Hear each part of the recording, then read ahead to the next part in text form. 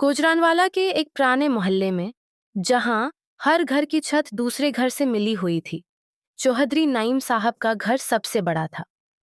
नाइम साहब कपड़े का कारोबार करते थे, एक बावकार और सख्त मजाज इंसान, मगर दिल के बहुत नरम। उनकी एक ही औलाद थी, बेटा हमजा, जो भी ऐसी करके वालिद के कारोबार में हाथ बटा रहा था। हमजा मेहनती, खामोश तबा और बहुत बाकरदार लड़का था। पूरे मोहल्ले में उसकी इज्जत थी क्योंकि वो कभी किसी से ऊंची आवाज में बात नहीं करता था। नईम साहब की एक छोटी बहन थी, राबाहा बी, जिनकी शादी सयालकोट में हुई थी। राबाहा बी की एक ही बेटी थी, फातिमा।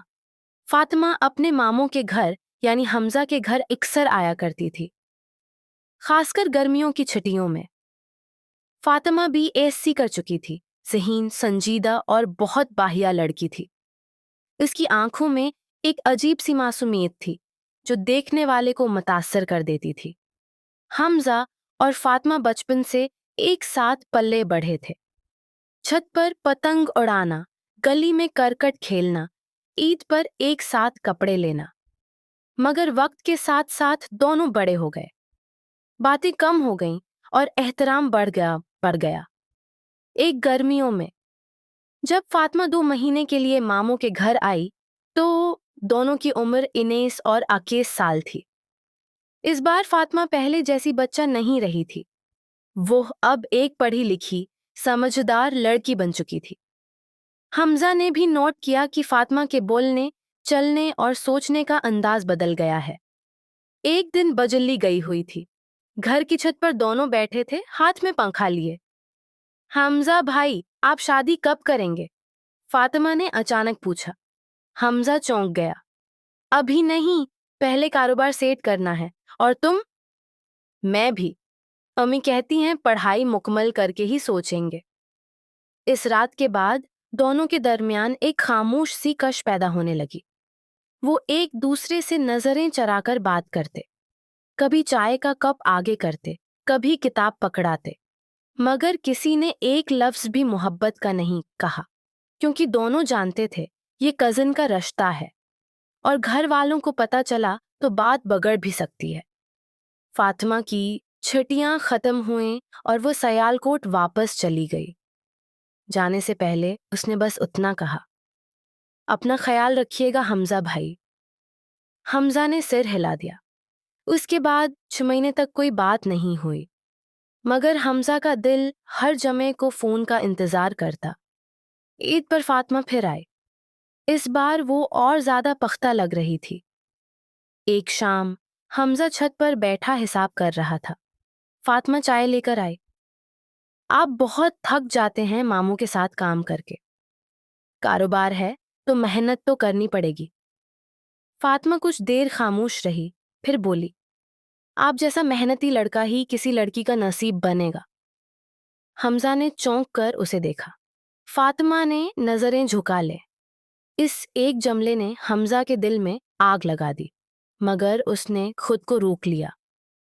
फातिमा, ये बातें मत करो, हम कजन हैं। मुझे पता है, उसीलिए तो नहीं कर रही। वो दोनों इस रात सो नहीं सके।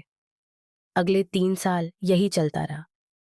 ईद पर मिलना, थोड़ी बात, फिर जुदाई। न अकरार न इनकार, बस दिल में एक खामोश दाग कि अल्लाह कोई रास्ता निकाल दे। हमजा ने कारोबार बढ़ा लिया। उसने अपनी अलग फैक्ट्री लगा ली। फातिमा ने मास्टर्स कर लिया और एक स्कूल में टीचर बन गई। दोनों ने अपने पांव पर खड़े होने का फैसला किया था, ताकि जब बात करें तो इज्जत से करें। चौथे साल नाइम साहब ने हमजा से कहा, बेटा, अब तुम्हारी शादी का सोच रहे हैं, कोई लड़की पसंद है? हमजा का दिल जोर से धड़का। अबू, मुझे मुझे फातिमा पसंद है। कमरे में सन्नाटा छा गया। नाइम साहब कुछ देर खामोश रहे। वो तुम्हारी खाला की बेटी है, रिश्ता तो बनता है, मगर उनसे बात करनी पड़ेगी। हमजा ने सिर झुका लिया। जैसे आप बेहतर समझें अबू। नाइम साहब ने अपनी बहन राबा बी को फोन किया। बात हुई। पहले तो राभा भी घबराए। भाई, बच्चे हैं अभी। बहन, बच्चे बड़े हो गए हैं और हमजा जैसा लड़का मिलना मुश्किल है। 1 महीने बाद राभा भी राजी हो गई। उन्होंने कहा, अगर फातिमा की रज़ा है तो हमें कोई ऐतराज नहीं। फातिमा से पूछा गया। उसने बस इतना कहा, अम्मी, अगर हमजा भाई राजी हैं तो मुझे भी एतराज नहीं। इस एक जमले ने 5 साल का इंतजार खत्म कर दिया। मंगनी की तकरीब सादगी से हुई। दोनों खानदान खुश थे। पूरे मोहल्ले में चर्चा था कि चौधरी का बेटा और बहन की बेटी का रिश्ता तय हो गया। मंगनी के बाद हमजा और फातिमा को खुलकर बात करने की इजाजत मिल गई, मगर दोनों ने हद में रहकर बात की। 5 साल इंतजार किया, अब 6 महीने और सही। हमजा कहता, हाँ, इज्जत से रिश्ता निभाना है। फातिमा जवाब देती। 6 महीने बाद शादी की तारीख आई। गुजरानवाला का हाल फूलों से सजा था। फातिमा सरख जोड़े में दुल्हन बनी थी। हमजा शेरवानी में बादशाह लग रहा था।